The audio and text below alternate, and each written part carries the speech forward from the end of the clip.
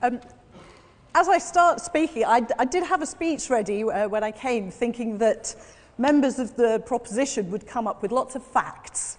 They would, unlike Salmanji said to us, come up with fake news, fake futures or fake promises. So I was hoping that I would have a whole list of facts that I could come and rebut when I came here.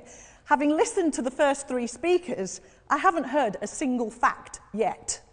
All I've heard is Modi didn't do this, the BJP government didn't do this, it's all proven.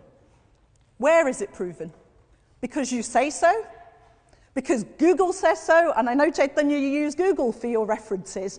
I warn you, that's dangerous because you've already got a fact about me wrong, but I thank you for it. You said I'm a financial consultant with only 50 hits. Suddenly, I'm sure I'll get lots more hits for financial stuff. I have nothing to do with finance. I'm a lawyer by background. So thank you. And now that an Oxford Union lawyer has said to me that I'm a finance person, I'm sure I'm going to get thousands of hits now. So thank you for that. The reason I say that is that in all these discussions about India, it scares me. It scares me how many people believe what they read. And I say that for all of you on both sides. What is written is not always true. So what I want to talk about is what is real for me. And I'm slightly different. I have a declaration to make here. I'm not part of the Oxford elite. I'm not part of the rich Indian elite. And I have no conflict of interest here. I'm not going for political positions either in India or in UK. So when I speak from a real life experience of being both an Indian and being in Britain. And I'll tell you what my experience has been. The other difference is I was born when Chaitanya, you were probably still in nappies, unfortunately. I was around in India. I grew up in a place called Hyderabad, which some of you may know.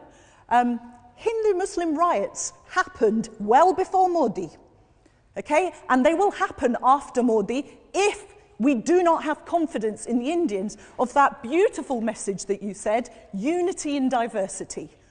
And I say that as a Modi supporter, that unity in diversity is the crux of what we do. And I hope that we agree with the 600,000 Indians that go to democratically vote for that. Because when they vote for it, they hope. Yes, they do hope. And I think that's great that Modi has given us some hope. Because I tell you as an Indian that grew up in Britain, how did people used to look at me when I grew up in Britain? Not the way British people look at Indians now. They come to us and ask us to speak. They come to us and say, India's at the same table that everybody else is at because of where India is in the last 5 years. It has given Indians over the world, the Indian diaspora and Indians in India, a newfound confidence. And I like that hope and a newfound confidence in unity and diversity, not in the divisive politics that actually I've heard more from the proposition than I did from my colleagues. I applaud Nouri, who, despite her reservations, despite what she heard in some of the press about what he's about, has said, actually, you have to vote with the people of India. If the people of India have confidence in this, who is Oxford Union to say, no, they are wrong? And it was interesting when I first came here and what people said to me when I came here. A lot of people said to me, Jahnavi, it's going to be a stitch-up. It's a fix, what's going to happen. People will have come here with their views in mind already. Not because of what they have experienced or anything like that, but because the BBC has peddled that Hindu-Muslim riots happened. Some person died and suddenly 46 people that were Muslims were killed. Where was the BBC when 56 of my Sikh brothers were killed and Rajiv Gandhi and Indira Gandhi did nothing? They stopped the police from going in. Why were they not accused of being divisive amongst Hindu, Muslims and Sikhs?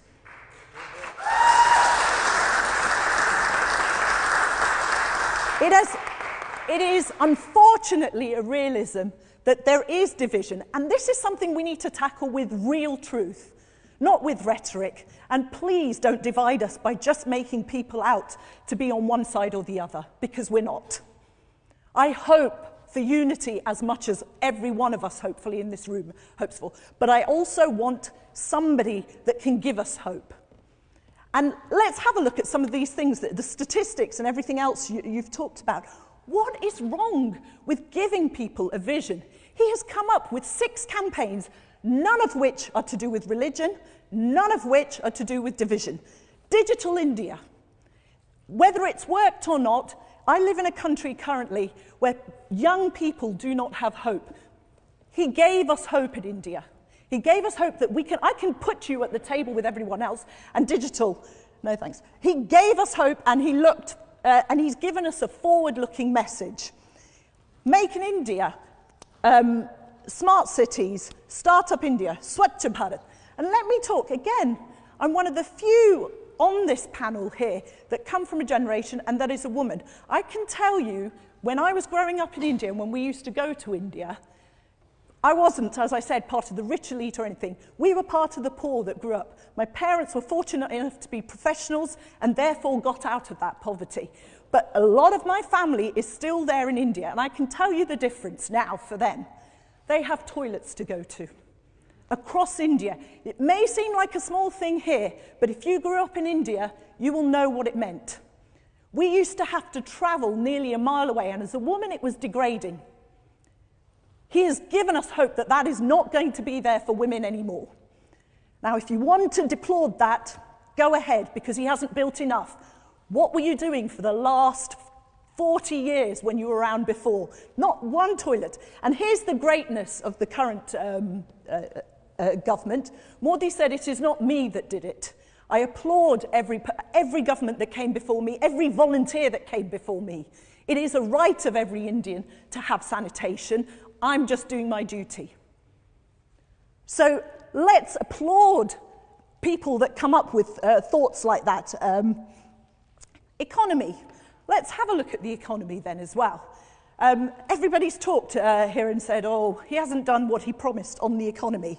Well, in 2016 and 2017, UK-India Business Council recognised that India surpassed the US and China for the top place for foreign direct investment as a result of making India liberalised, as a result of the policies that were in the current government.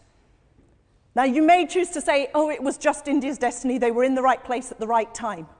Again, why didn't it happen before when we had 40 years to do that?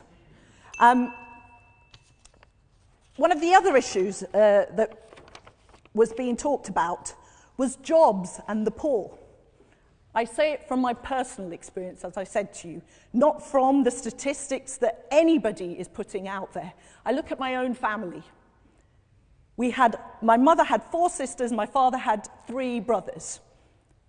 And we were working class middle, and we are working class, middle class people here in UK too. What are the opportunities that are there for us now? All of them have ended up in jobs which weren't even available to people from there. You talked about linguistics and, what was it? North Indian Brahmins. Well, I'm none of those. I'm not a Hindi speaker, I'm not a North Indian Brahmin.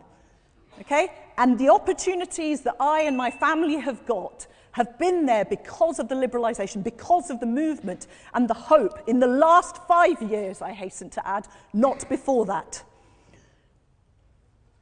Finally, security and India-Pakistan. We live in a world, not just India-Pakistan, we live in a world where terrorism is truthfully there. We all need to tackle terrorism on a real debate, not with emotion. And for those of you that talk about the current war, remember what Modi did when he first came into government. His first invite was to the Pakistani government. That has never happened previously. No other prime minister did that. So where is that threat? After several encounters, after several attempts to do something, only then has the world come to what it has today. So yes, let's talk India, but let's talk India not from these perched and beautiful places in Oxford Union. Let's talk about it, talking to the real people in India who hope has been given to. Finally, I wanted to end on a nice little story that I heard because I compare everything that's going on in India to what's going on in Britain and globally, and that's a side that we should not forget, where India's position is in the globe.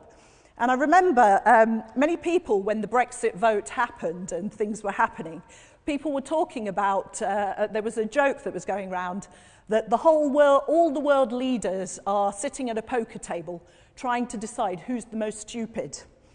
And they said, England's taken an early lead with the Brexit vote, but don't worry, the US has the trump card. I'd like to add to that, finally, India and China also is at that table. We run a risk with China. They hide their cards, they have lots of things, and they play by their own rules. India, for years, had a Ghulam. Now we've got a Raja who has people's hearts at minds. So let's look at the Indian people when we do a vote today, not on personalities, not on divisive rhetoric. Let's do it on what the Indian people need and what the world needs, because the world needs someone that will give us hope and that will do things not for personal selfish gain, but for everybody, for the whole of society, and actually for unity in diversity. Namaste, Sat Sri Akal, and Walaikum Salam.